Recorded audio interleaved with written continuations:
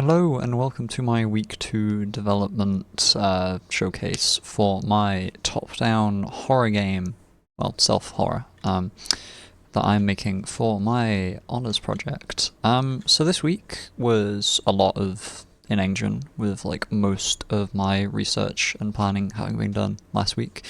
So I was able to just toy around and get some systems set up on top of the basics I did last week. So I set up just a simple line trace system for an interact system. I just have a simple sliding door here, opens and closes. This is easy enough to set up. And then I got to work right on the objectives that the player will have to do, which will generate a random minigame each time. Getting that set up was easy. I did have a minor problem though of making it so that once the player had completed an objective, they couldn't do it again, which was surprisingly difficult to do, but I did manage it in the end. And you can see here, currently I only have the one minigame in, but I intend for each objective to have its own, because of course with the way progression and difficulty works in this game, each night there is an additional objective for players to complete, and there will be a harder minigame for the players to do. Currently I just have this simple code one where it brings up the keypad here that you can input the code into, and the right code is always the one that is 4 digits. And you can see here, currently it would be 6243, which I've already screwed up. Wow. 6243.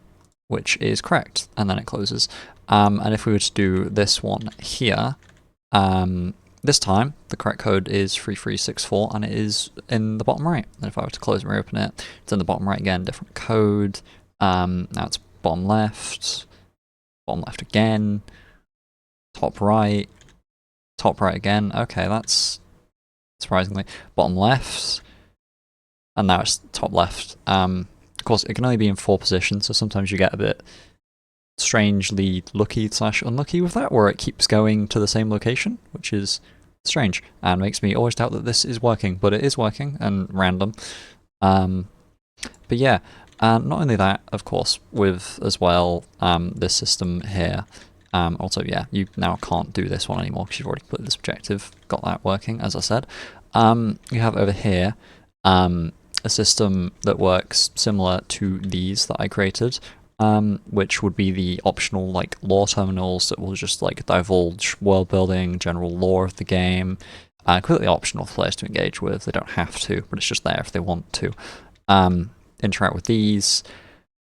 That shouldn't say that.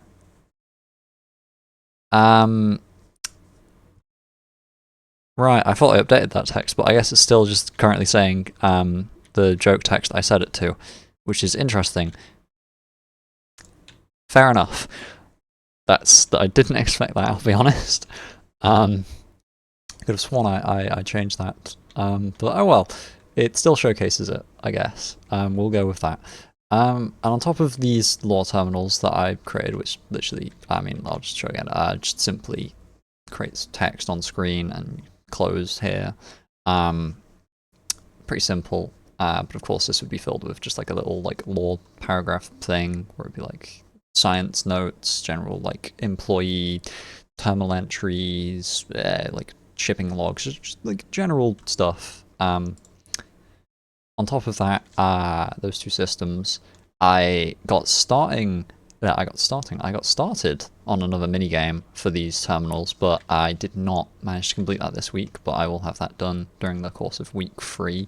Easily. And I'll also get the 3rd minigame done, so that way I'll have all 3 minigames done, as well as probably, hopefully, as long as nothing goes incredibly wrong, I should also have the enemy AI system set up for hopefully all 3 different enemy variants, but minimum of hopefully at least 1. But I'm getting ahead of myself here.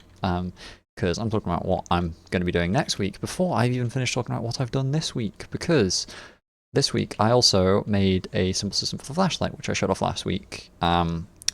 But now the flashlight will, after being on for a random amount of time, flicker a random amount before turning itself off. I don't remember what I currently have the value set to, so we might be waiting a while here for this to showcase itself. But it will eventually start flickering and then turn off at a random interval. I think currently it's, I want to say 30 to 60 seconds. I'll probably tweak that for actual gameplay depending on how it feels, of course. But currently I just have it set to that. There we are.